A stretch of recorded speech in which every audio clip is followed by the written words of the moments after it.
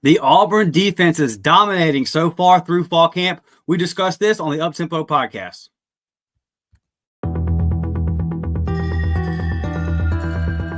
You are now listening to the War Report Podcast Network.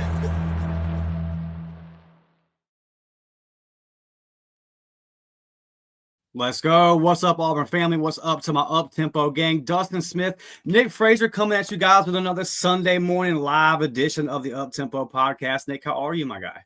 I'm doing well, man. Can't complain. It's early Sunday morning.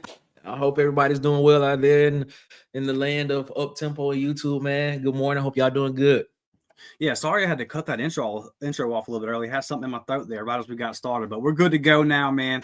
And had a scrimmage Friday night, had a big commitment come in Friday afternoon, Nick. And that's where I want to start because we can't overlook this one. I put the video up with my quick reaction, got the film breakdown for the members, but I wanted to get your thoughts on this. Wide receiver Jace Matthews, 4-star for now. 6'1", 182 pounds, coming out of Mississippi. Highest ranked recruit in Auburn's class, depending on where you look. I know some places might have Jacques Willis up there. But, man, we did the film breakdown, Nick, and this kid right here has some stuff that you just can't teach. The athletic ability, the shake, and the hands. The body control. It kind of feels like the full package. This is a big-time get. Yeah, man. I'm excited about this one. First off the rip, I'm excited because you get Jarquez Wilkes a couple of weeks ago, and then you back it up now with another 4-star guy in Jace Matthews. So if there's something that you want to aim at with saying that recruiting is heading up, those are two big gets for Auburn, one on the defense side of the ball, one on the offensive side of the ball. So that is phenomenal. Now to just Jace Matthews himself, you see this, you see the measurables: 6'1", 182. On 3 has been ranked as the highest rated guy in our class. 247 has been ranked as the number 3 highest rated guy in our class. When you look at this guy's tape, man, I heard somebody say he's Cam Coleman, but with better body control. And I said, whoa, really? That's what I said. I said, if that's the case, I mean, I'm excited. But then you got to look at who we are pairing him with in this wide receiver class. I already have a Sam Turner in this class. You have a Derek Smith in this class. When you think about the guys that we have that are playing now, and Cam Coleman and Malcolm Simmons and Eric Singleton, Bryce Kane, who's potentially going to be there as well, Perry Thompson, when you see that he could potentially be that next rotation of receivers that could be the man in a year or two when these guys are gone, man. So when looking at Jace Matthews, I'm telling you, man, hopefully I can get a chance to go see him play this season in high school because I'm telling you, when you get a chance to see him, when you watch the film, you get a sense of it. But I need to see it in person for myself just to be like, oh man, I'm in awe. You know what I'm saying? But if anything, if it matches to what I've seen on film with Jace, I'm highly impressed, man. This is gonna be great. It felt when I was watching the tape, I was like, man, it's like a nice mix of some Cam Coleman and some Malcolm Simmons. And I love the frame, again, just a freak athlete. It feels like one of those guys that he could, whatever sport, like if the kid wanted to be good at golf, he'd be good at golf. If he wanted to play baseball, he'd be good at baseball, basketball. He just feels like that natural athlete, probably one of those guys that can just pick up any kind of sport and is good at it right away. So, and Kyle says he'll be a 5-star come December. Yeah, I mean, like right now, Rivals has him as a 17th player. And by the end of their cycle, the way they do it is they hand out 32 5-stars to kind of represent what they think the first round of the NFL draft will look like in the future. And so if that holds, obviously he would be inside that top 32 and he would be a 5-star. And look, Hugh Freeze, this is what he does. He continues to recruit talent at the wide receiver position, and he's done it his entire career. When you look at going all the way back to Ole Miss, it's just, and even at Auburn, the wins didn't come last year, but the production was there at the wide receiver position. So he still can go to these high school prospects and say, hey, this hasn't fallen off in my system. Like just Keandre Lambert-Smith came right in, plug and play, and was immediately had the best receiving season that Auburn's had in years. And then Cam Coleman's freshman year wasn't too shabby either, especially considering that it was a very slow start. Once he started to come on, he came on. Malcolm Simmons had 450 something yards as a true freshman. Like that doesn't happen a lot in the SEC. So you can sell like, hey man, look, my whole career, we've been able to produce a wide receiver. That hasn't changed even at Auburn now that he's been able to get his guys. So it's obviously a very attractive offense for big time wide receiver like that. And I think that Jace is going to be one of those guys. It's a crowded room. You know, you're hoping that Eric Singleton is productive and he's able to go to the NFL next year, and that'll open up some spots there, waiting on Bryce Kane to get his opportunity and all those kind of things. But Jace Matthews is not going to be a redshirt candidate. He steps on campus and he has to play. Yeah, I think we see him in some capacity next year. I think we do. But you see, when you look at this wide receiver room, I mean, just projecting who will be in that room next year. You still have Cam there. You still have Malcolm there. You still have Perry Thompson there, Bryce Kane, Sam Turner. I don't know. Could he crack the rotation and potentially be in that conversation? Absolutely. But there's still a lot of guys in front of him that are highly talented guys that we recruited. Like this room, I feel like we're going to recruit wide receivers pretty well over the next couple of years. I mean, for the foreseeable future, we'll put it like that. But I'm telling you, you have to put him on the field because just talent like that just can't sit on the sideline. You have to find some kind of way to get him on the field. Yeah. Kick him the football, something like that. Just like what Coach Free said last year with Malcolm Simmons. Yep. I just had to put a box on the call sheet and just say Malcolm. If you got to do that for Jace, it's something that you're gonna have to do, man. So I'm telling you, it's special to have that type of talent, that type of athlete. Him being good friends with Duce Knight, we don't know how the quarterback situation is going to play out this year, but very good possibility that maybe Duce is a starter next year. So that relationship, obviously playing a factor in them knowing each other, that'll help with the chemistry and all those kind of things. So love the pickup, man. Auburn slowly starting to gain some momentum on the recruiting trail. This one shot Auburn up like 20 spots in the class rankings. So if you get that 5-star safety that you're in a battle with Ohio State there and Womack, then you're back up in the top 25, and then it's just kind of put it together on the field. You put it together on the field, you flip some big time prospects. Not going to be a big class for Auburn anyway, but firmly feel like Auburn, if they do the right things, is going to be able to get inside easily the top 15, be somewhere in the neighborhood of that top 10. And all this freaking out that we did all summer, and some of it was justified. Like it got rough there for a little bit, it really did. But all that kind of stuff could just be thrown by the wayside. Hugh Freeze hasn't packed it in. He's not golfing too much. None of that stuff. Look, I have my questions about Hugh, but they are not on the recruiting trail, man. We're going to get in here and talk about some of these fall camp updates. Before we do, I want to get to some of these comments. See everybody following in here, man. Appreciate you guys. Huggy reminding everybody to smash that like button on the way in. Absolutely. Steven says, War damn Eagle up tempo gang. Appreciate the weekend content. Yeah, man. Going to be here every single Sunday at 9 a.m. throughout the season.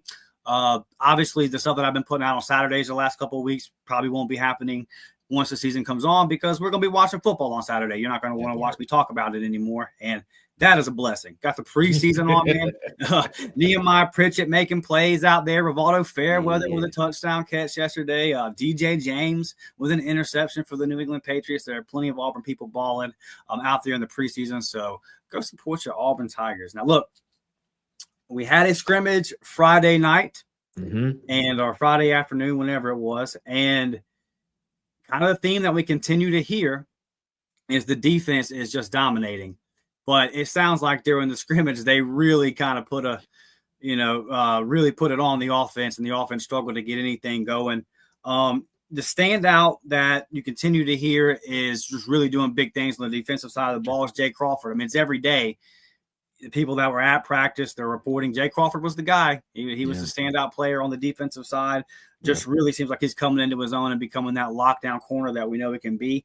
And then on the offensive side, from my guy Philip Dukes over there at the Dukes of Scoop, go follow him on YouTube. He said Omar Mapson appears to be the guy on the offensive side again. And the narrative around Jackson Arnold is that wasn't bad, but didn't lead a touchdown drive.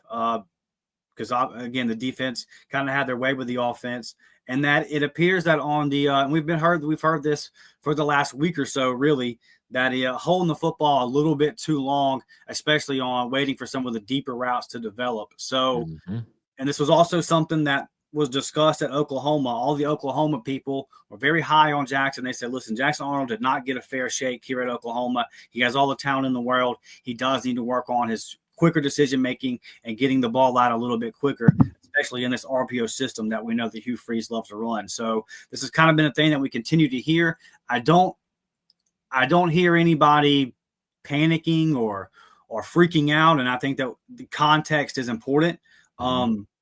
You probably do have to wait a little bit when Kay Lee and Caleb Harris and Jay Crawford are the guys back there that are covering the wide receivers. It could be a problem, but I do think it is important to note that the defense dominated on a day when they held Keldrick Falk out, just because what's the point in playing Keldrick Falk, like what he can do type thing. He's not hurt or anything, but it's still, I guess my takeaway all from it, Nick, again, and there's some guys, I know someone's going to hear this and say, oh, Dustin's starting to freak out about Jackson Arnold. No, that's not the case here. But going back to earlier in the week, Hugh Freeze said at his press conference, he said, we did the third down situation and the offense was 2 for 8. And then we hear about the red zone scrimmages later on in the week, and the defense just dominated in the red zone. Look, defense is going to win in these kind of scenarios. And Nick, you played high school football. I played high school football. Like, you've been in scrimmages before, especially preseason camps. The defense is going to dominate. Like that. They know the offensive plays, right? But I guess I would like to hear, like, the offense had a good day. Like, there are weapons over there, and I think that you should be winning more than 2 for 8. And, like, when I hear that you're still struggling to score in the red zone and all this kind of stuff, again, it's camp. So you don't really know what to make of it. Is our defense just that good? And I think it is. I've been on record saying I think Auburn's defense is going to be top 10. So if you give a top 10 defense the script, like they know what's coming, it'll be tough. And it also sounds like DJ kind of threw the book of the offense yesterday. Heard that there was like a lot of stunts. They were doing a lot of different blitzes, really kind of challenging that offensive line. It was the one thing I said going back to spring, Nick. I didn't like the fact that Connor Liu didn't participate in spring, that Xavier Chaplin didn't participate in spring. I like all the talent on the O-line, but those guys gotta work together and build that chemistry. And now you're in fall camp, and it seems like they're trying to kind of work those things out. So before I pass it to you, man, I'll frame it like this. Love hearing these great things about the defense. I heard that Elijah Melendez almost took somebody's head off yesterday. Not surprised by that. Me and you are both very, very high on Elijah. I said this on one of the shows the other day. I think that Bryce Dees, Elijah Melendez, obviously DeMarcus Riddick, I just don't really see. I think Caleb Wheatland is going to be a non-factor this year, barring injury. I just think a lot of those young guys, because you're hearing he's kind of struggling, and the one thing that Caleb was supposed to have on these guys was experience. And if he's struggling to pick up the playbook and kind of find his footing, all those other guys are much more talented. I wouldn't be surprised, honestly, if like Elijah Melendez has already kind of passed him. I don't know that for sure, but like it just kind of reading the tea leaves and hearing how things are going, it kind of feels that way to me. So Elijah Melendez continuing to stand out. Really, and you're hearing about hard hits, like the defense really bringing the juice and being physical. So I love to hear all that. I'm not surprised by all that. One thing I would like to hear before we get to Baylor is out of one of these scrimmages, hey man, Jackson Arnold cooked today.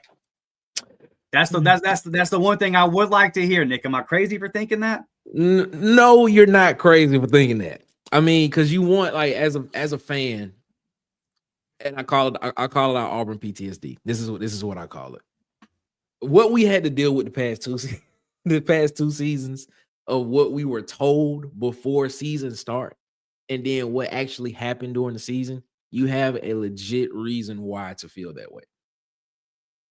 So no, you're not crazy to think that you want to hear the head coach come out and be like, "Yeah, man, Jackson blew it up today, man. Jackson was lights out. He was lights out. He was on point with everything. Jackson didn't hold the ball long. He got the ball out quick. He got the ball out to the right person. He got the ball out in with anticipation, not holding the ball long. He throwing with anticipation."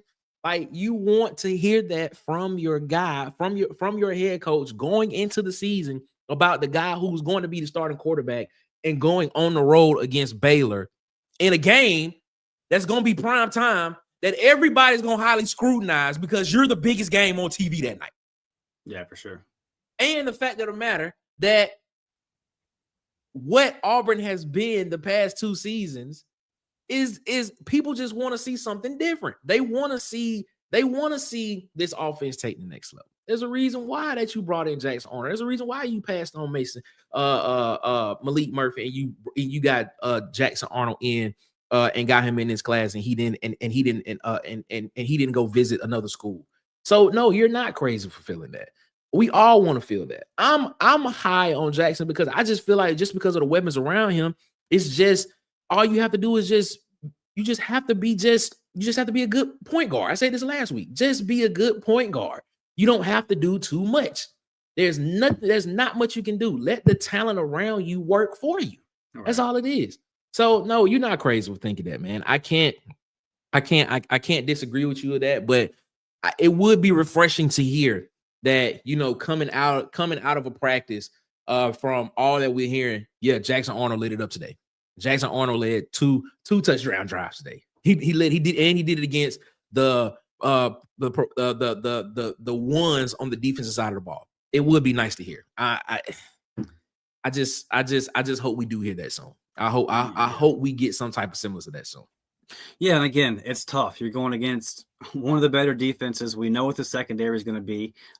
He's trying to get accustomed to all the new pieces around him on offense and everything like that. So I'm not expecting, I would be more concerned if every day you were hearing Jackson Arnold's just carving up the defense. Then you would be like, well, what in the world is going on? And again, so it's always tough when it comes to fall camp, but it's just as we get days into it, it's kind of like, okay, I would like to, at least that the offense punched back. Like, hey, man, the defense probably won the day, but the offense held their own and we feel good about it. The next scrimmage we have next week, I don't want to hear, man, the defense just dominated and the offense wasn't able to do anything again. It needs to be a little bit of progression because, and again, according to my guy, Philip Dukes, he said there were 2 touchdown drives yesterday, but those 2 touchdown drives yesterday were led by Duce Knight. Now, for context, those were 2-on-2s is what was reported. Deuce did that against the second string defense. Yeah. But I want to hear next scrimmage, Jackson Arnold had a couple big time throws and the ones had a couple touchdown drives on the ones. Yes. Yeah. I sit here and I say, because if we don't, I ask you this, if we don't hear some type of semblance of that next week, does your panic meter, does it kind of hit that yellow red range at that point in time? Because you at that time, you a week and a half away from game time. Right. And now you sitting here saying, okay, all right. What are we gonna see when it comes out? Yeah, because everything that we've been told throughout this offseason from my head coach is that I've taken personality tests with this guy. I've tried to understand him much better of what needs to be done and how I need to talk to him and what works best for him and things of that nature. You even went as far this past week to say that when you had a meeting with him, you felt like he was a little greedy, but after that, the next practice, you didn't really see that much. But then now it's kind of reverting back to what it was before. So, I really want to know, where does your panic meter go? Because I'm not as concerned now because, like you said earlier, a lot of guys did miss the spring. So a lot of guys may still be trying to gel together and things, stuff like that. But after 2.5, almost 3 weeks, maybe we should start seeing that kind of become to where, all right, we should be a little bit closer to where we are. Where would your panic meter be? Yeah, I'm not ever going to panic over fall camp. Now we get into Baylor, and passing game looks rough, and it looks like more of the same. That was the first 2 years and all these excuses that are supposed to be out the window now because you've changed quarterbacks. If that kind of stuff continues, well, then it's going to be 10 out of 10. But I'm not going to panic. I'm not going to panic until I see 4 quarters of what, on a Friday night in Waco. I'm just, because the Detroit Lions went 4-0 in the preseason back of the day, and then went 0-16 in the regular season. And like, I would probably argue you could probably draw more from a preseason game than even a scrimmage. So like, there's no overreaction or anything like that. It's just we're here to report. We're here to make notes of this. People want the content as we go along during fall camp. So we're just kind of reporting on what's being heard and talking our way through it. And it's of note if, like let's say if it's basketball, if Auburn got a transfer portal guy in basketball, and the one thing that he struggled with was shooting free throws. And then you heard that in practice leading up into the basketball season, he still wasn't making free throws. And you would be like, okay, well, we need to make note of this. He wasn't that great in it before, and he's still kind of struggling at it. Like, does that mean he's going to not get it figured out and start making free throws? No, it doesn't, but it's worthy of note. So like at this point in Jackson Arnold's career, holding on to the ball has been a bit of a thing, and you're still kind of hearing that as something in practice. So it's worthy. It's just worthy to write down and say, okay, we'll see how this plays out. But again, I'm not going to panic at all.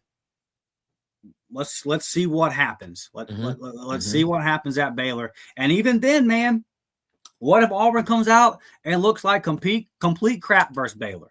Looks terrible. It's a Friday night in Waco. It's wild and it looks awful, and everyone's gonna freak out and blah blah blah blah blah. And rightfully so.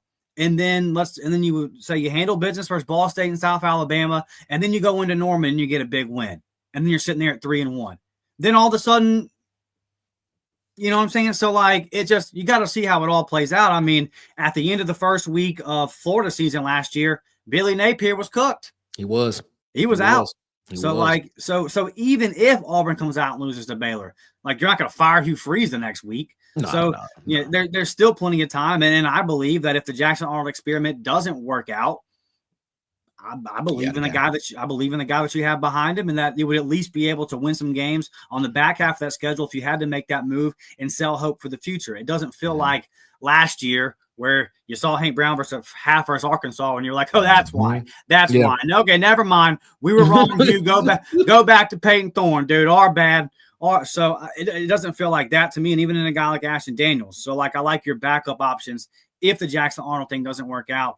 And again, I got this comment here, and I don't do this a lot, man. Okay. But this one is really frustrating. Anthony Rudd says, always one on an AU pod bringing the negative energy. Brother, you're not talking, Anthony. Well, now I read this a little bit differently. You're not talking about us, or you might be talking about somebody in the comments. So maybe I think you're actually talking about somebody in the comments. You're not talking about the show, right? Because we're not and bringing no negative energy here. We're just reporting what's going on at practice. So, if I read that wrong, Anthony, then my bad. I didn't see the one part of that when I first brought it up. I think he might be addressing somebody in the comments who is just saying that Auburn has no chance. And if you are taking what we're saying as negative, Anthony, we're not, buddy. We're just reporting it. But so let's see. Elijah Melendez. I want to talk about Elijah Melendez real quick, Nick, because one thing that we saw last year was true freshmen had to get on the field. A lot of them really on that defensive side of the ball. And they were able to contribute. They were. And we discussed this last week. The development of those guys was really encouraging. Watch them kind of progress as the season went on. You're really high on Elijah Melendez. Do you think he's starting on the defense by the Missouri game? Let's go halfway through the season. Oh, wow. Starting on the defense by the Missouri game. That means he's past Robert Woodyard as the guy in the middle. Right. Yo, I haven't thought about that. Does he start by then? It's a possibility. I think he takes it. So for me, it's just win. It's a possibility that he possibly could be that guy. Like, you potentially could have a true freshman as the everything that we hear from camp. It leads me to believe that this defensive staff, especially Durkin, because Durkin coaches linebackers and he's a defensive coordinator, leads me to believe that he is high on Elijah Melendez. So in that vein, I would have to say that could we see him get some starting reps potentially by Missouri, Arkansas, I wouldn't put it out the question. I won't put it out the question because, here's the thing. Here's the thing we have to understand as Auburn fans. Right now, we have so much talent on this team. It's just so much. Like if you listen to if you look at the blue chip ratio, we have I think the blue chip ratio for us this in the 25 season is 64-65%, something like that, which I believe ranks like 12th or 13th in the country. So if you look at that, just there is talent on this team that you just can't put on the sideline. They just can't sit. They have to play, and you need it. And you need it to contribute. And Elijah Melendez is one of those guys. So to answer your question, I'm not gonna take it out. I'm not gonna take the question out. I'm not gonna take that out. I honestly believe that there is a chance that he could be the starter at linebacker, which would be wild to say that a freshman is starting at linebacker at Auburn University in the SEC. Wow, that would be amazing, man. You got me kind of hyped. You got me even more hyped about my boy Elijah Melendez potentially starting, man. Could he start? Yeah, I think he's. I'm gonna say yeah. He probably yes. Yeah, yes. It's just yes. I'm gonna say it. I'm gonna just say it. Yeah, man. Yeah. Elijah Melendez is gonna be starting by the end of the season. He's just like Jordan Crawford. Just like Jordan Crawford. Yeah, I'm with you. Yes. Yeah. So we both think that the two true freshmen that'll be starting by the end of the season. Yeah, I think we were both in agreement on that, Nick. Yeah, I'm just gonna say it, man. I'm not gonna even dance around it. I'm gonna say, yeah, Elijah Melendez is gonna be a starting linebacker in Auburn defense, but by halfway through the season, he's gonna be there. It's just too many reports coming out of camp about how he's just being effective and just being a headhunter on the football field for him not to be in the game to play. Like, come on, man. We got Elijah Melendez is gonna start. And I tell you one thing that has been missing from Auburn's defense, even though Auburn's defense has not been a problem over these 4 years of losing. That last year with Harsin, I forget the defensive coordinator's name. That was rough. Mm-hmm. That was probably the worst Auburn defense we've seen in a while. But and somebody y'all can help me out in the chat. Remember the DC's name that year. My brain has literally tried to erase and block out all of that. But other than that, man, Auburn's defense, even in these losing seasons, has been solid. But the one thing that has really kind of been missing, in my opinion, is the juice. Yeah, that coming up and popping somebody, man. That physicality, that attitude. I mean, and you still kind of saw that on third and long. It was the most frustrating thing to me at the Arkansas game because I went to the Cal game and then I went to the Arkansas game, and sitting in the stands, not in the press box or anything like that, so I was allowed to cheer. And yeah, so sitting there at the Cal game, dude. You know how it is.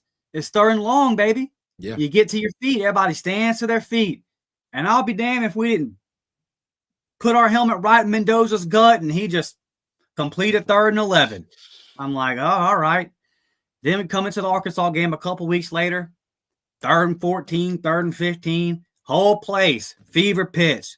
Jordan-Hare couldn't be louder. And Taylor Green scrambles around and finds somebody for 17 yards and a first down. And I just realized, I said, you know what? I've been coming up here for weeks now, standing up on 3rd and long, screaming every single time. And it's when the defense plays its worst. When we stand up and cheer our loudest, it's when the defense plays the worst. I said, I'm going to start sitting down on 3rd and 15 because it don't matter. It makes them suck. I'm gonna just keep doing what I was doing on 1st and 2nd down because they can't seem to get it right when we actually start cheering for them.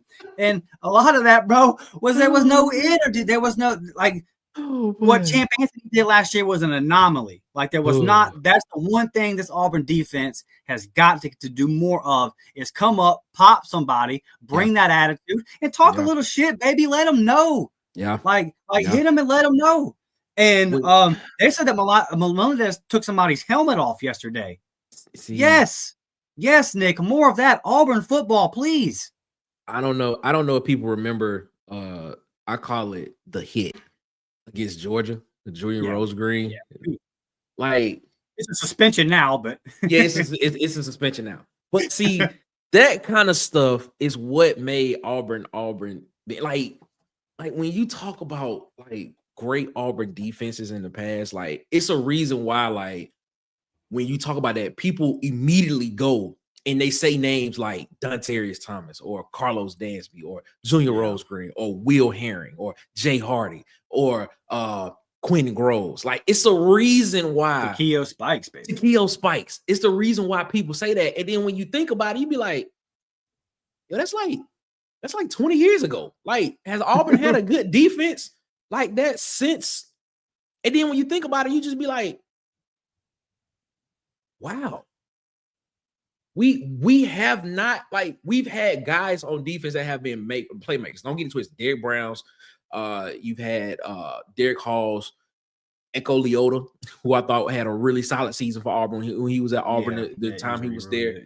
When you talk about that, but when you go back and you look at a defense where you can go each level, defensive line, linebacker, secondary, you just be like, when is the last time we can actually name names from all three levels of guys that was on the field at the same time that could be playmakers in the field?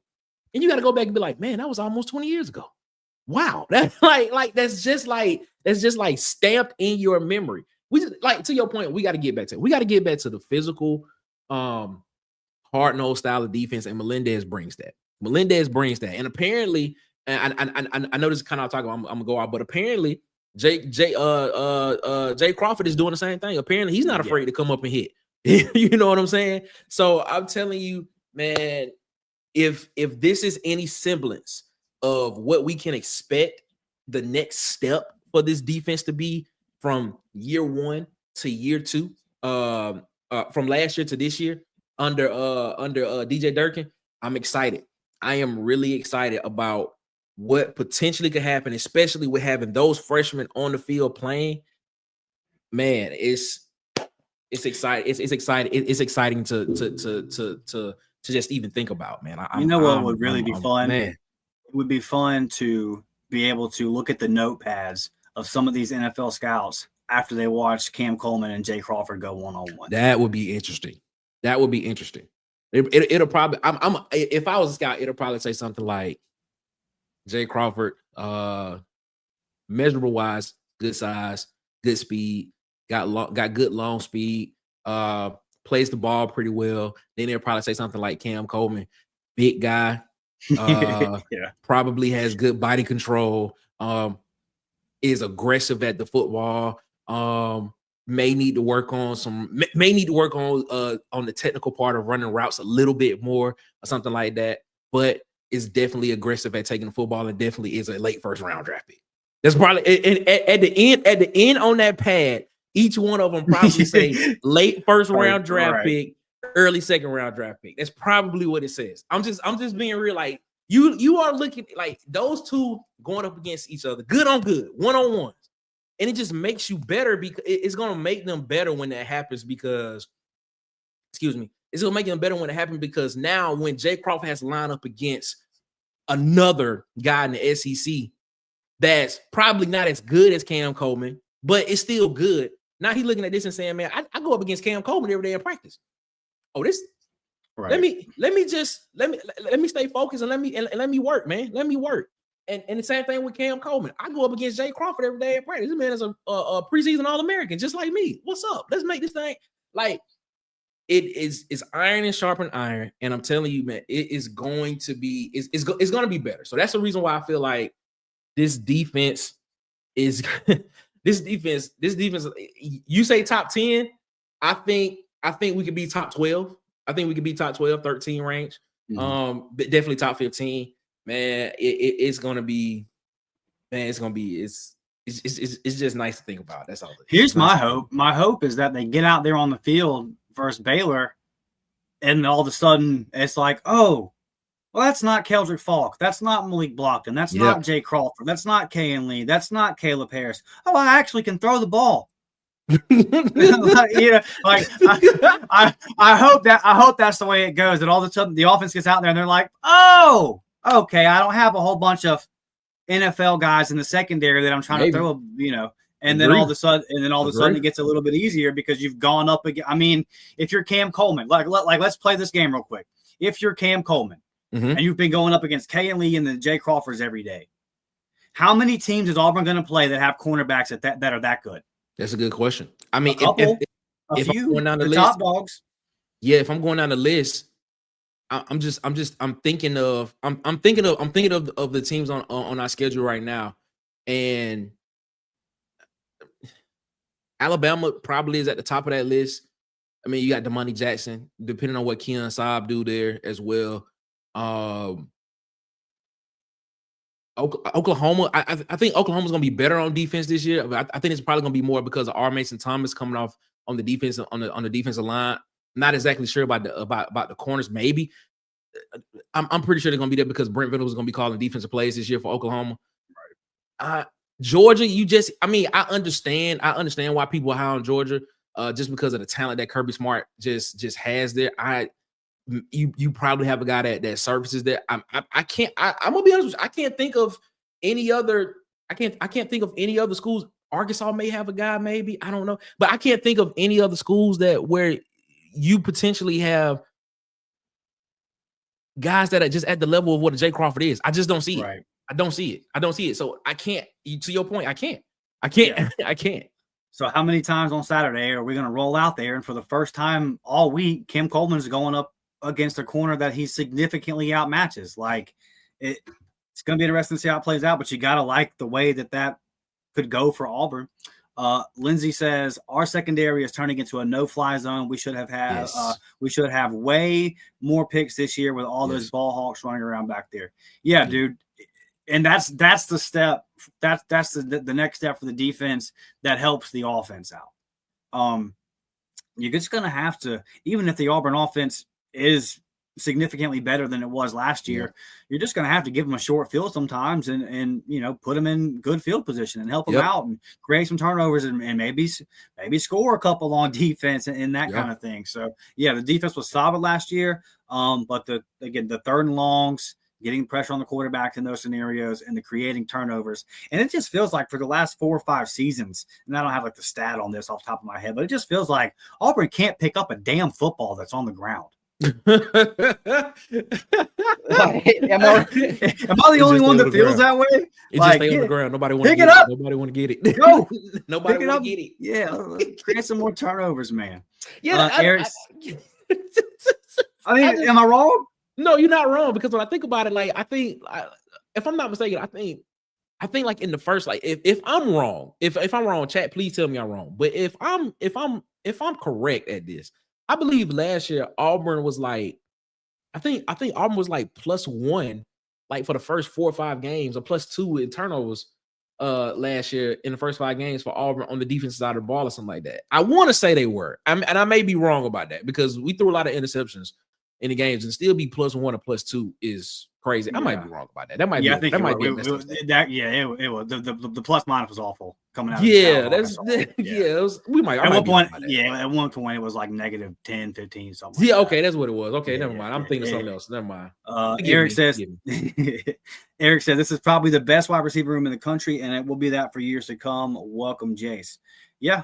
I mean, with Hugh Freeze doing what he has done historically at wide receiver and what he's done so far at Auburn, and Jace is that guy, man.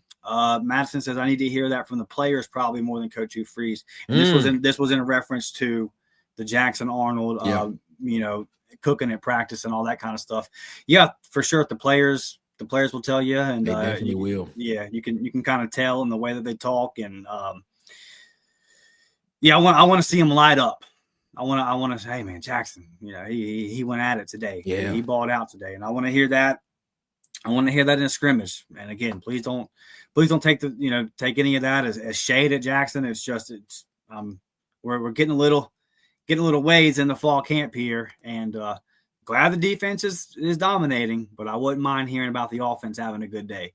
Yeah. Brett says, did I hear correctly that the defense was let loose to do their blitz? Yes, absolutely. Yeah, they were. Apparently they let it loose, Brett. Yeah. So that will be really, really interesting. And I mean, like, this is why I said when Nick asked the question, I don't panic. I mean, we're really just kind of here to report and do the content about what the details are coming out of the scrimmages and the fall camps and stuff.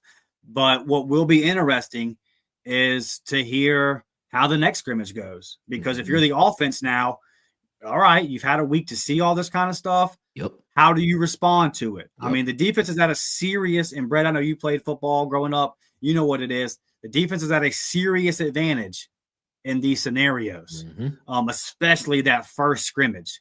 So now, like, if you're the offense, okay, you can go back at film. You can look at what was done. How do they respond? Can you pick up these blitzes? Does that offensive line get better this week as a unit?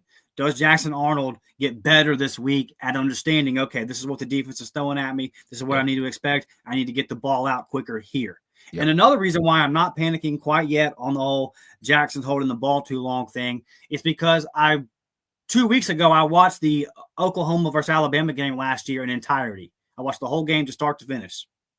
What he can do with his legs. Yeah. He's not live in practice. Yeah. So like is he holding on to the ball too long because he's just trying to make a throw in there when otherwise he would have tucked in and run? I don't know. I'm not there. I don't have the film. I'm not seeing it. We're reading reports, right? Yeah. But that's another reason why it's just I'm going to wait to Baylor before I make any judgments. But yeah, Brett, it does sound like DJ opened it up yesterday, and the offense was not ready for it, which is to be expected. But they're going to have more scrimmages. How did they respond? And look, even though it was against the twos, it sounded like Duce Knight responded to those things well. So I do, I think that is encouraging and worthy of note. Just Means More says almost every team in the SEC is saying D1 the scrimmage. This happens every year with every team. Yeah, and high schools all across America right now, defenses are winning scrimmage in fall camp. Like that's 100% what it is, buddy. Yep. So no reason to freak out, especially when you have what you expect to be a really good defense. Exactly. Efficient Gaming says all I hear is that our defense is elite. This is good to me for sure. For sure. Yep. And look, again, if you're the offense, they've got to be sitting there struggling, like thinking to ourselves, damn it, dude, we want to win a day. And maybe the first day they wins in Waco, and they go out there and it's just, oh, baby, now all of a sudden I don't have to block Keldrick Falk. And I have a little bit more time to get the pass off.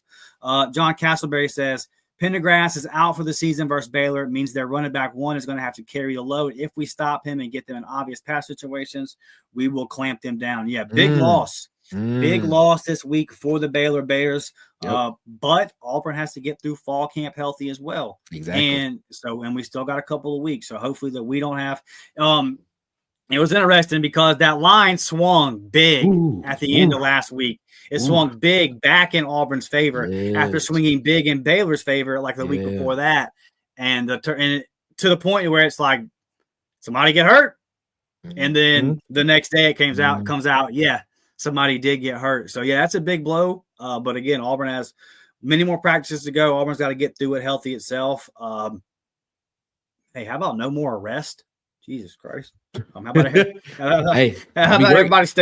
everybody just stay out of trouble? Hollis Davidson getting in a little bit of trouble, and he is suspended from team activities. If you didn't see that, I know he's not expected to be a big contributor this year, a freshman tight end, but still not something you want to see. And back in the spring, I had some high hopes for Hollis Davidson because I'm looking at the tight end room and I see opportunity. Yep. But right now he is not going to be able to take advantage of those opportunities. Kyle says, if we only get 7 wins in 2025, the only way coach is still with us is in 2026 is if Duce Knight is our QB.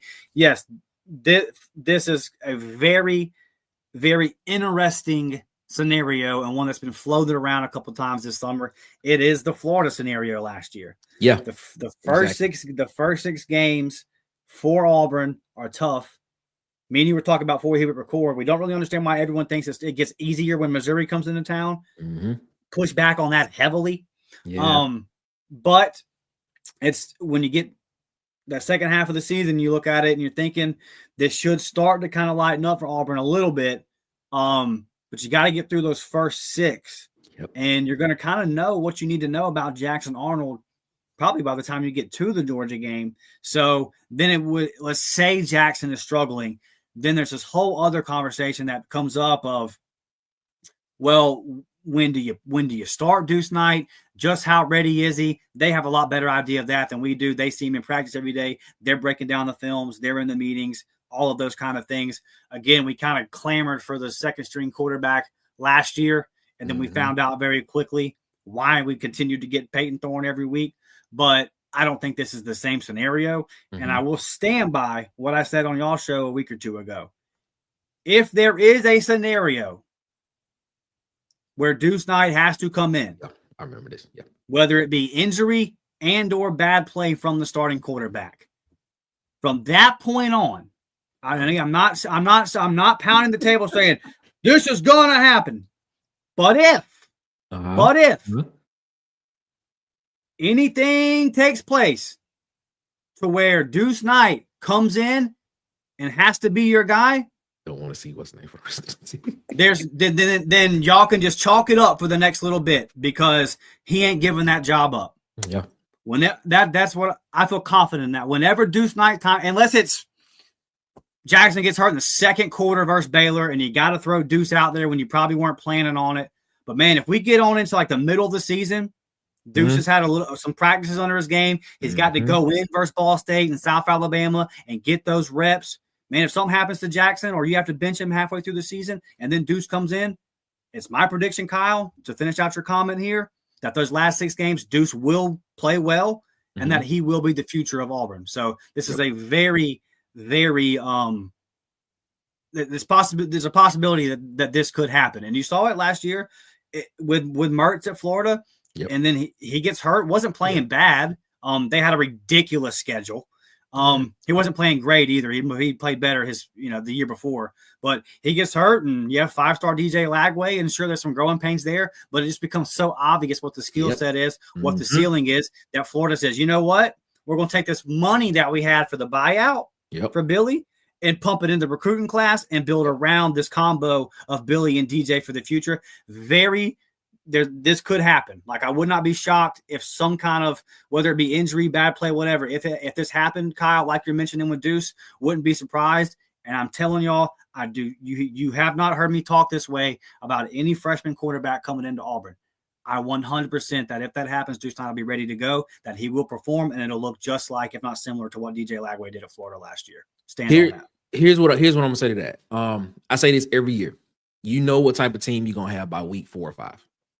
That's it. You know what your team is going to be by week 4 or 5. After that, there is not really much you can not project or see what's coming with a team after that, because that's what a team is by that time, unless there is some type of major change. So if Jackson, and that's a big if, is struggling in gameplay, in actual gameplay, in those first 4 to 5 weeks, expect Auburn to struggle down the stretch. And I'm pretty sure by that time, a lot of us in this space will be saying, should we actually be trying to pivot to Duce Knight and see what happens? And I honestly believe that if we do put Duce in the game, if Duce does come in and start that back half of the season, I mean, he is the future. I've been on record saying that I wouldn't want Duce to start his freshman year, because I just feel like with what we've been through the past couple of years, if Duce comes out and he doesn't perform up to what the standard and the expectation is, I honestly feel like that's going to be more detrimental to him than in the long run than anything. But everything that we've heard, everything that's been said, everything that's been seen, and things and stuff of that nature, is just saying that this dude is just even keeled, level headed, just ready to play football. So if he does have to come in and play, man, I'm encouraged. But man, I in my personal opinion, I wouldn't want to see him this season. and right. I'm probably one of the few that feels away. I just wouldn't want to see him this season, just because of I just wouldn't want the expectation of what we as fans would want to see, and he does not live up to it. And then next thing you know, we're doing the same thing again next year. So, hey, and to your point, and to be fair, the practice before the scrimmage, the reports were that Duce he struggled a bit, that he was behind on a lot of his throws, and that Jackson Arnold hit almost all of his, and he was damn near perfect that day. Yeah. So like, you can be impressed with where Duce Knight is. You can be super excited for the potential. You can be surprised that he's further along than 95% of the true freshman quarterback that come into the SEC are. Yeah. all those things are true. And you see the ceiling, and it's hard not to get hyped. But that right there shows you still a true freshman. Yep. Good day, struggled. Good day. It's going to be like that. And as much as I think that if he's able to stay healthy, that DJ Lagway at Florida is going to be a first-round NFL pick and be a very good college quarterback. Yep. He still had moments last year where he looked like a true freshman. Yep. It was exactly. You saw he played well in spots and you saw the potential, and that's kind of what they're selling over there. And it would be a lot of a similar situation in that. But if you do have to bring in a true freshman quarterback in the SEC, things probably didn't go the way you wanted them to go. And yeah, you'll have to get ready for the highs and the lows, even with a guy that's as talented as Duce. So I'm with you. I don't want to see it. I want Jackson Arnold to come out. That part. I want Jackson to come out, throw for over 30-something touchdowns, be over 3,500 yards, around 68 to 70% completion percentage, low interception rate, use his legs well, and he goes on to the NFL, and Duce is able to get in and mop up duty and develop and all that kind of stuff. I want the perfect transition. That's it. That's it. If I have my choice, and I've tried to do it that way on my damn EA College Football 26 Dynasty, and then Jackson transferred out and Duce transferred out, and I didn't have any QBs left. Yeah, man, it was bad. It was bad, and we went to the playoffs, and Jackson dipped on me, and then Duce dipped on me, and Connor Lew dipped on me because of brand exposure, and I'm sitting there thinking, Auburn took Connor Lew to the SEC media days. He couldn't get any more brand exposure. That's what I'm saying. Okay. The transfer logic in EA College Football 26 is a bit broken. They said they patched it up on the update. I'm gonna turn it on today and find out. But that's my little rant right there. It just pissed me off. And I got all the way to the end of the season, and I was like, what? All of them? I couldn't talk one of them into staying. I think in real life I'd be able to talk one of them into staying. Exactly. At least somebody. Yeah. Kyle says, come on, y'all, hit that like button for sharing. Kyle, thank you for the $1.99 super chat, brother. I appreciate that a lot. Gonna get to some of these comments, and then we're gonna go ahead and get out of here. Do us a favor, man. Smash that thumbs up button. Sub to the channel. Share this out on social media. Tag me at DMcShaw28. Tag Nick at CoolestPod23. Go check out everything they got going on over there at the Water Cooler Talk podcast. Let's see. William says Scott was a wink link on third down last season. Yeah, he was, and it was a bit disappointing. I know Keontae wanted to be that outside corner guy. It just didn't work out. And look, it's kind of ironic because they didn't necessarily see eye to eye. But the best of Keontae Scott, Ron Roberts got it out of him. Once Ron Roberts left, the fall off on Keontae Scott was real. I think there's more to that story than what we saw. But I believe. Yeah, I hear you. I think there's more to that. As a matter of fact, I kind of know that there's probably more to that story than what we saw from Keontae. Because Keontae Scott is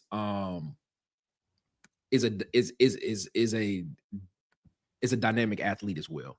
And for the way that he was used yesterday, and the way that he was played, and the way that he played, it was a little bit disappointing to see towards the end of the season, as well. But things happen.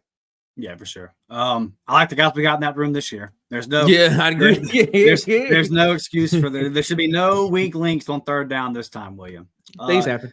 John says, "Let's shrink the playbook when the field is already shrunk. Wildcat is ass." No, let me address that. Let me address that. Hold up. Let me address that. They might about to go back for the Wildcat. Let me address that. And I'm gonna always have smoke with Hugh Freeze for this one right here, bro. I'm gonna always have smoke with him. Don't ever. This is probably the only time I'm gonna say something like this ever. Don't ever put a fourth string wide receiver / quarterback in the Wildcat position on the 2-1 yard line and run the same play 2 times and get stopped. When you have an Omar Mapson, who we keep hearing about, a Damari Austin, a Darrell Robinson in the backfield, give them the ball. Give them the damn ball. Push it in the end zone, man. Like, let's stop it, man. Let's stop it, man. The thing that was so maddening about that to me was like, look, I'm not – is Peyton Thorne the athlete that Jackson was? No. But I'm talking about what was the wide receiver's name you're talking about? What was his? I already forget. The dude from Cal. The dude from Cal. That transferred from Cal. Yeah, I think his last name was Jackson. Yes. Yeah, I already forget his first name, right? But look, I didn't want people to think I was talking about Jackson Arnold. But the thing that made me mad in that scenario was, look, Peyton Thorne's not the athlete that kid was, but I hated when we acted like Peyton Thorne was a statue. Like, why are we doing Wildcat when Peyton Thorne's at least a good enough athlete to score with his feet? It's not like he can't move. I mean, he's not 4.4 speed, but he can move. He can get in the end zone on a read option if you need him to. Jesus Christ. Yeah, and when you bring in the 4th string wide receiver, buddy, they know you ain't passing. There's that part. Like they know what's happening here. Yeah, John, listen, I think that a lot of us, you know what ruined the Auburn fans on the Wildcat was the Wildcocks. Whenever Gus Malzahn said, "Hey, I'm gonna stick my fullback." Yeah. And then I'm gonna have him do a Tebow step pump fake forward, and then step back and throw it off his back foot versus Alabama in the Iron Bowl on a 4th and short. Yeah, that one kind of ruined me. And I feel you, John. I'm not the biggest fan of it either. And now when you have a guy like Jackson Arnold, who is an elite athlete with his feet, there's really no excuse for it because he can do the same things that whoever you're trying to bring in can do with his legs. So just keep your starting quarterback in there. Yeah, I don't want to see 1st and goal from the 4, and here comes Ashton Daniels. We know what's about to happen. Well, if it does happen, then don't listen to that episode with your earphones in because I'm gonna scream. Because I'm gonna blow your eardrums out. I promise. Man. I agree with you, John. Madison says, was it Roberts that was the DC that gave up the 4th and mile versus Fama? Yes, it was. It unfortunately wasn't. Ron Roberts, I thought he did a solid job, especially considering the talent that he had. But yeah, that was tough. Tim the Toolman Sailor says Melendez is a monster, absolute beast, dude. Headhunter, hell of an athlete. Anybody that went and watched that kid play down there in Central Florida and said he's a 3-star, woo, you missed. James says, Dustin, that's a fact. Duce not giving it back. He is that dude. 100%. Hopefully it's just given to him next year in a perfect passing of the torch type scenario. It would be nice. Efficient Gaming says, I agree. Duce Knight is going to take control of that QB1 spot and not give it up until he goes to the NFL. I think he's that good. Yeah, man. I'm with you. The transition that he made from his junior year in high school to his senior year in high school, and just to watching the maturation and how much better he got with his fundamentals and his understanding of how to play quarterback, I really started to buy in about halfway through his senior season last year. And I went and watched him play a couple of times, and I was just like, yeah, this is a little bit different. So I'm with you 100%, Efficient Gaming. Eric says, if we only get 7 wins, I'll be using tweezers to pull out the last few hairs I have left on my head. Or damn eagle. And that's a question that I asked. I asked that question. I've been asking this question for like at least the past month. Like, with this roster, with what this is being lauded as a easier schedule, and with the talent on this roster, is 7-8 wins enough for the fan base? You know, I know for the administration, they're like, okay, we're taking the right step. But for the fan base, is 7-8 wins enough? I mean, when you actually take a look at the roster and the talent on it, you look at this roster, you be like, man, this should be a really special year. But if Auburn just wins 7-8 games this year, are you ecstatic as an Auburn fan moving forward, saying, all right, I see the vision for Auburn? As much as I want to be, as I asked that question, and we talk about the talent on this roster, because that's something that has been told to us the past 2 seasons, that the talent needed to be upgraded on this roster. You have done that in recruiting. You've done that through the portal. The roster is a blue chip roster according to the blue chip ratio thing that a lot of people that everybody talks about. Everybody says that this roster should be one of the best rosters in the country. And now if you just manage to go out and just win 7-8 games, this is why I like and hate this talking season rhetoric because now it makes me think about every single scenario of what potentially could happen. You know what I'm saying? Because if you telling me this roster is on par with, you know, contenders and things and stuff of that nature, then you telling me that this team wins 7-8 games, that ain't math ain't mathing. It ain't connecting to me. You know what I'm saying? It's not connecting. Because if you look at other teams that have similar rosters, they are saying that these teams could be, these are playoff caliber teams that's playing. So I'm sitting here saying, like, man, like, is it enough for the fan base? Is that enough for the fan base to be like, man, I am ecstatic about the future of the program and the trajectory of the program with what a lot of people are saying that this roster is talented enough to be a contender, but we only win 7 games. I'm sorry, I just had to go off on that, but I'm just saying it just boggles my mind when I hear that. And I'm just like, as a fan and as somebody that's, you know, reading and trying to, you know, report on what's happening, I don't think 8 wins is enough with what the talent tells me this roster can do. I just don't know. You know, whenever I talk about the team and, you know, I have my reservations, I always try to point out that it's not about the roster.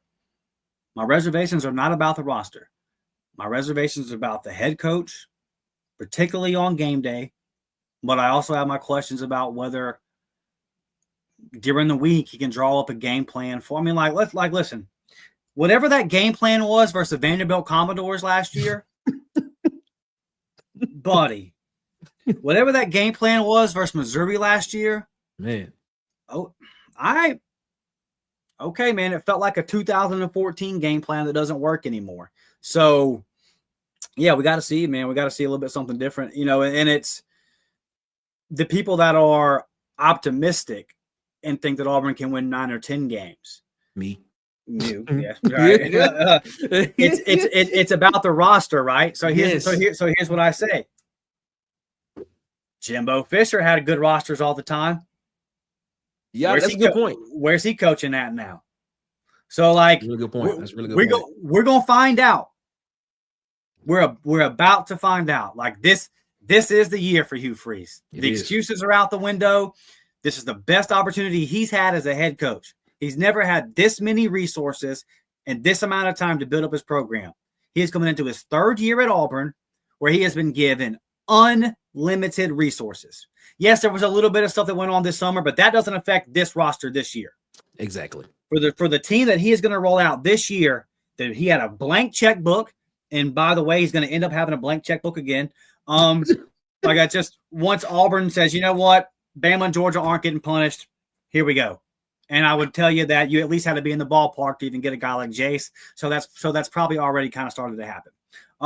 But Hugh has been given everything that he wants. And for all the people that say, well, I mean, come on, man, how can I blame Hugh Freeze because Peyton Thorne was just trash?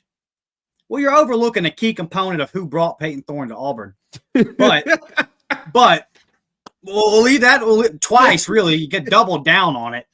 But we'll leave that aside. No excuses this year because Peyton Thorne's not here. And if Jackson starts to struggle, I don't want to hear, well, I can't blame Hugh Freeze because Jackson, at some point, it's on the guy bringing the QB in. So, yeah, man. For me, 8's the baseline. If this team goes 7-5, then a serious discussion should be had. Because I do not care what excuse you want to give me. When I sat in that stadium that night and saw versus New Mexico State, I will never forgive. It's unacceptable regardless of roster and blah, blah, blah. No. And then everything that went on last year, no. I made this example before. If it was a scale, the good performances versus the bad, boy, it's tilted heavy. It's tilted heavy for Hugh Freeze in the wrong way. So with that as the backdrop, like, you've already had a lot of struggles here. There's already a lot on the negative side. There's already a lot of bad. You got to start putting some chips into the good and getting this thing balanced back out a little bit. So for me, 8's the baseline. 7-5 with this roster, with this schedule would be unacceptable in my opinion. 7-5, you got to go. Got to get to 8. And I mean, look, unless Keldrick Falk goes down, and then Caleb Harris goes down, and then Connor Liu goes down. I mean, like, you know, there's definitely that scenario where you're like Oklahoma last year. Yeah.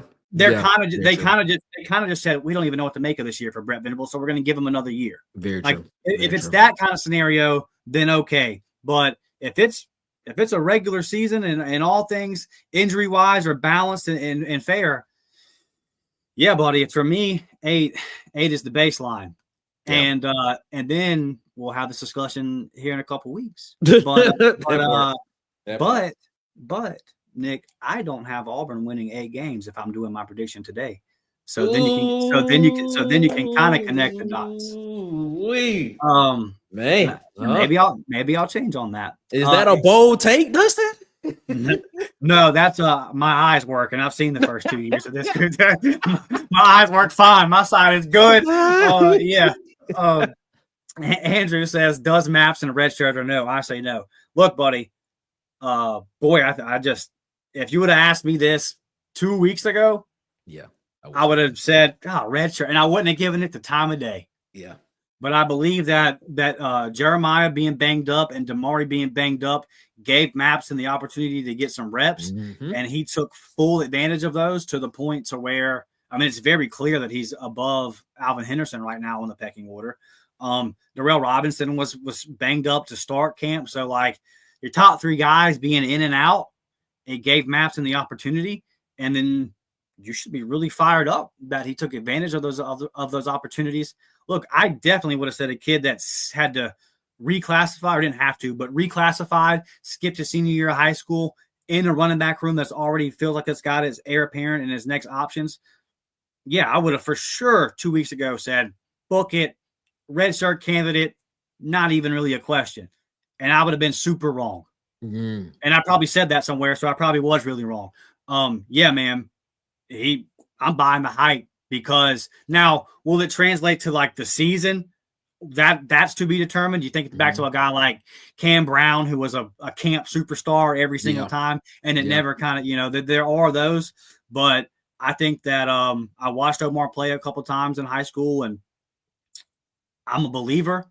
Again, once the season kicks off, I still feel like those top 3 guys are going to kind of establish themselves and take precedent. Yep. But I think that he has definitely earned that 4th running back spot in the room, and I think that he has been good enough that they're going to play him, that he's going to be a part of the offense and the game plan in 12 games. How much of that, I don't know, but enough so to where I don't think he redshirts this year, Nick. Could we potentially see him somewhere like on kick return, maybe? Is that a possibility? You got Rayshawn Pleasant and Bryce Kane. Yeah. I think I don't know. I'm thinking more of goal line. Goal line. Okay. I'm just saying. I mean, we've heard so much about him. So if you heard a lot, you trying to find a space for him. Yeah, try to find a spot for him to play. So I don't know. That's interesting. Yeah, a little bit of a different play style, but like you wanted to find a way to get Jeremiah on the field when he was a freshman. So you had him at kick returner and that kind of thing. So we'll see how it goes. But I definitely think that his stock is up. Yes, and I think the hype is real. Yes, it is. Billy says defense wins championship. Sounds like we got a hell of a good defense, and they're mostly still young. Yeah, dude. I mean, that's the thing. Jay Crawford's coming back for another year, no matter what. That part, that part. Caleb Harris is gonna be back. That part. It's so easy when we like when we hear this type of stuff. Like the narrative initially goes to, if the defense dominated, the narrative initially goes to, oh man, Jackson Arnold had a bad day at camp. But it's not really. It's sometimes it doesn't even pivot back. Sometimes when I listen to some of these places about saying like, yo, we really have a really good defense. Everybody, like, we potentially have you say in top 10. I think we potentially be in that top 15. Like, we have one of those defenses that's gonna be tops in the country. So I mean, it's going up against some really good guys every day in practice, man. So Yeah, we got to give the defense their props. Give them their props. Give them their props, man. Yeah, and when you project NFL draft, Yeah, you got a lot of guys that are going to get drafted high, like so. Yes, and I believe in what DJ Durkin can do because I've seen him do it. Whether the defense wasn't the problem at A&M, that part, and defense wasn't the problem last year at Auburn. So I believe in the coach. I believe in the assistant coaches there. I believe in the development. This defense is going to be nasty, and it's why. Look, if I had to put my win-loss prediction based solely off of Hugh Freeze, oh man, I might have Auburn 3-9 or something. Don't do it. But because there is a defensive side of the football, Auburn's just going to be in every game. And if you're going to be in every game, I've got to believe that Cam Coleman and Eric Singleton and these guys can find some big plays. It's got to be different than last year. So, but yeah, I think the defense was not the problem last year, and I think they're going to be a lot better. And it's why if Auburn won 9 to 10 games, I wouldn't be shocked. because it would mean that the defense reached its potential, and I'm so high on this defense. The defense is not my questions, if the offense can protect the football, the floor has got to be high. Madison says Baylor's D is certainly not Bama's defense. JA should cook once the first game jitters wear off. Okay, I like that. Madison, wouldn't it be what? Oh God, what would it feel like if we come out versus Baylor and Jackson throws for like 320 and 4 tutties, and my guy Mike G's prediction is 38-21, and I'm gonna have Mike on the show before the season, and I'm gonna tell him, buddy, if you're right, then we're cooking, and I'm gonna be full bug come that reaction show the next day. Yeah. 38-21, man. That's wow. I was thinking more like 31-27. That's what I was thinking. 31-24. I'm gonna have Mike on before the season, and I'm gonna ask him about it. But if that scenario plays out, we rolling, baby. Hey, I like it. I do too. I love it. That's what I tell. I'm like, listen, man. I got a really nice comment from a Georgia fan on the last episode. He said that he likes the fact that I'm such an Auburn fan, but I also keep the opinions fair and honest. Yeah. And that's tough to do. All I can tell y'all is that when I turn this camera on, I do try to be honest and as realistic as possible, but make no mistake about it. If I predict Auburn to lose to Baylor, I don't want to be right. I don't give a damn about being right. If I predict Auburn to go 7-5 this year, I don't want to be right. I don't want to come back here and say I was right. I didn't want to come back here last year because, boy, Nick, they got mad at me when I said, Auburn probably going to lose to Cal. Oh, I was called every name in the book. And when I came back, I tried to say, what was I talking about here? I don't want that to be the case. I want to be wrong. Make no mistake about it. When they kick that ball off, dude, my predictions and any of that crap, I don't care. I want Auburn to win the football game, and that's the whole thing I'm focused on. It's full fan mode at that point. John says, I won 2 natties in a row in the video game, but lost Caleb Harris to LSU going into his senior year because my championship contender went from an A to a B+, even after winning the natty. Yeah, listen, I actually had USC coming up in the national championship of my first year on my dynasty, and I just deleted the file because the portal was so messed up, and I just started one with Mid-Tennessee because the Mid-Tennessee one makes sense, and I won't get as mad when those guys leave. I get you. And again, they put an update out that's supposed to have fixed the portal logic going forward. But yeah, John, it has definitely been a struggle. I saw somebody post a clip the other day where DJ Lagway and Lenore Sellers had both transferred to Alabama on their dynasty. So, what's going on with that? It's such a good game, but EA cannot complete it, bro. EA can never be 100%. They're always going to be their hockey game is just the worst sports game I've ever played. But like, there's years with Madden and this year's EA college football where it's so close to being a perfect game. and there's one stupid glitch where you're just like, oh, okay.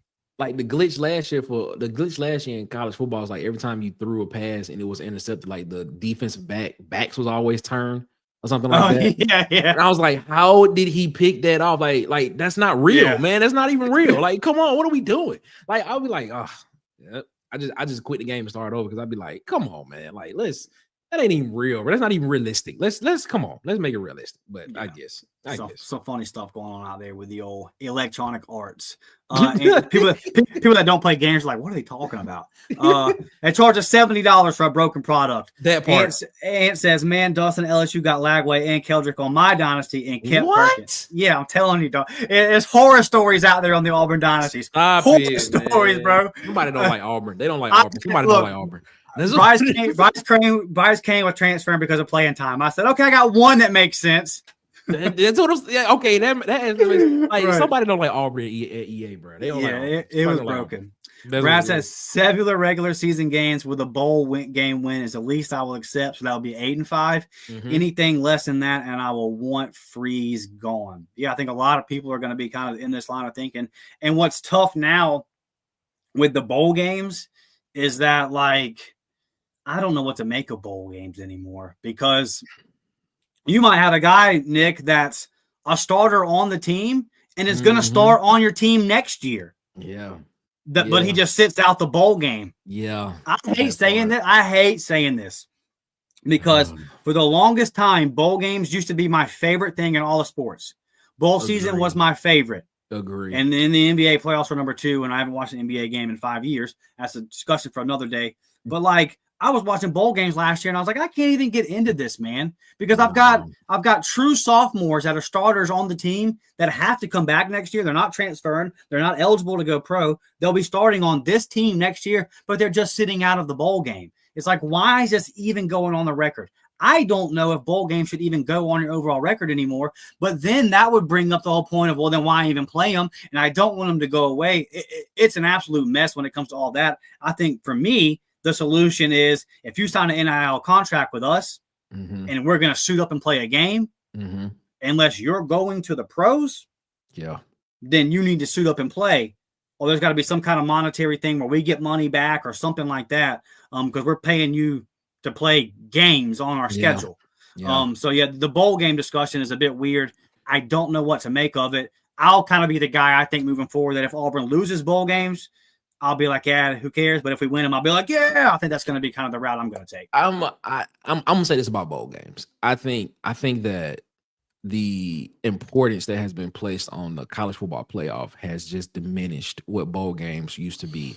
And people just don't find them important anymore. They don't find the games important anymore. Like, I remember when the Sugar Bowl used to be, the thing.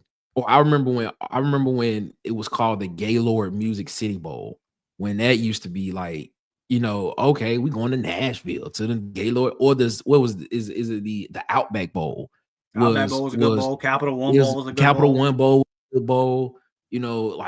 I just look at it and I'm just like, the infatuation with trying to get to the playoff for a lot of teams, because that's the goal, has just diminished the fact that, making a bowl game is a good thing for your season. That's basically saying, look, you made it to the postseason of college football, sort of, kind of. I mean, but I guess people don't even realize that's the postseason anymore because people just see the college football playoff as the thing to do. Like, it's all of that. Like, knowing if you get in the college football playoff and you lose, that's it. That's it. So I guess it's just better to just be like, all right, man, I made it to the play. I was a playoff team last year. I didn't win the playoff game. I made it. I just very quickly, would you rather be a team that went to a bowl game and won, or a team that made the playoffs and lost? Made the playoffs and lost. See, that's see, because of the importance of what the playoffs done. That's just I guess you can use that in recruiting, where we were a playoff team. We were a playoff right. team. Yep. You know what I'm saying? We were a playoff team. But I just remember when bowl games used to be very, very, very, just like you sit down and used to be you can map out, like, you had the New Year's Day bowls, January 1st, the day before you had the December 31st bowls. The Rose Bowl was always at the same time, same day every year. And now that's changing, apparently. It's like, I don't know, man. I get where you coming from, though. I get where you coming from.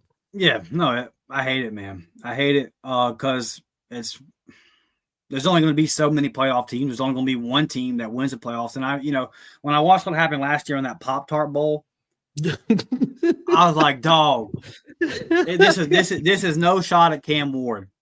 But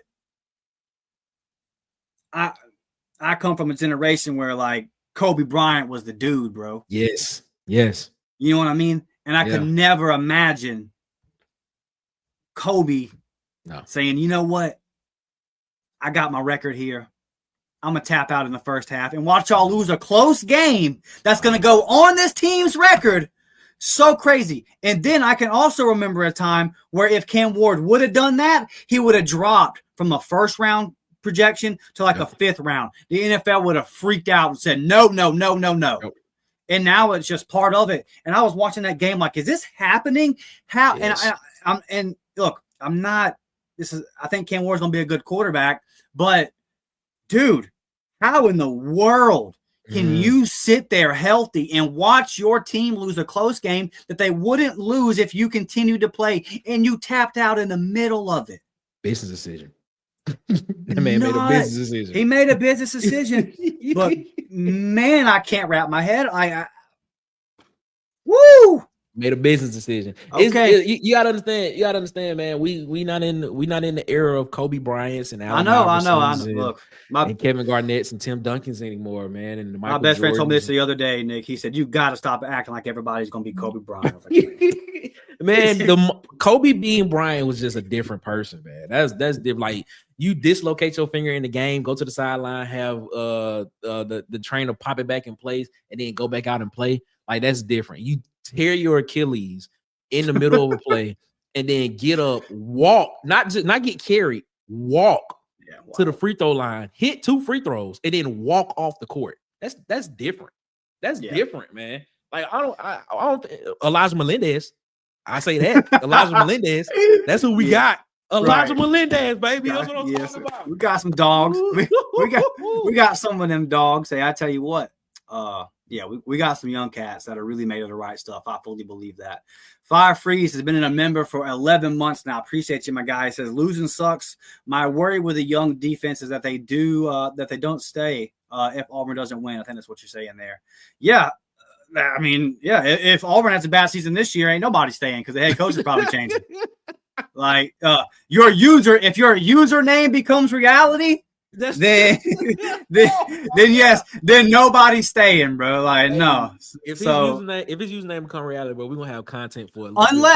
Unless, particularly on the defensive side of the ball, if the guy that was made the second highest paid coordinator in college football gets promoted to.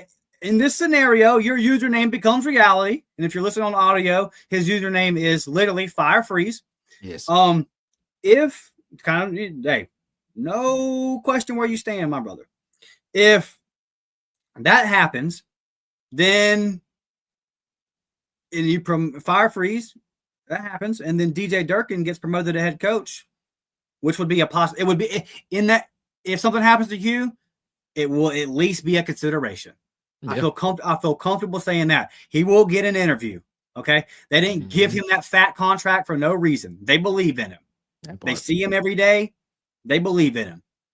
And so he'll at least get an interview. In this scenario, if DJ becomes head coach, then I don't think you lose a lot of talent on the defensive side. There would be an offensive overhaul. You have to bring in an offensive guy and there'd probably be a lot of changes on that side. But I actually don't think that on defense, I think most of the guys would stay. They'd be in the same system. Yeah. And they might even feel like, okay, this is my guy now. So, it depends on how, depends on how all that plays out. Now, if Auburn says, well, let's go get another offensive guru, then you would probably see a mass exodus if there was a change of the defensive staff. But if that defensive staff got promoted type thing, then I don't think you would see actually a whole lot of turnover there at all. Yeah. Baylor just came out and said one of their running backs is out for the season. Do we think Robertson pulls the ball more or less? Yeah, we talked about this a little bit earlier, Felix. Yeah, you would think so. And then obviously they still have their bell cow, their starting running back that had just over 1,000 yards last year. He's still healthy, and so yeah, what is this? We got time to talk about this, and we got to get out of here. But I wonder what Baylor. I mean, you got to feel like Baylor's plan of attack is to run the ball at Auburn. Like, I can't imagine that Auburn's coming into this game thinking we're about to light it up on Jay Crawford and these guys. Like, I know they trust their quarterback. I know that their offense, they want to throw it around. But if I'm Baylor's OC, wouldn't he be thinking we got to at least establish the run a little bit? Like, they know that they can't come out and just air it out on Auburn's secondary, and they can't give Keldrick Falk 40 to 50 opportunities to sack the quarterback. Like, I'm sure they understand that. So it does make it a little bit more interesting. Yeah, I would have to agree because, and I want to use this as context. When you have guys in the space, what we do. I'm not gonna name any names, but say that Baylor's gonna blow out Auburn. There must be some type of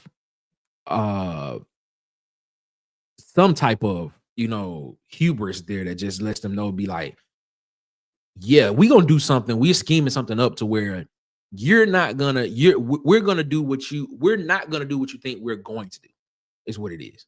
So will they establish the run game? Will they test Auburn's middle in this run defense to see exactly how tough they are in the middle? I wouldn't be surprised if they came out and did it. I mean, because what we've been hearing so much about, and let's just be honest about, we've been hearing about Auburn's secondary, like you just stated. We've been hearing about Keldrick Falk, who's a first-round draft pick in next year's NFL draft. We've been hearing about the pass rush. What we haven't really been hearing about is what Auburn's run defense is going to do.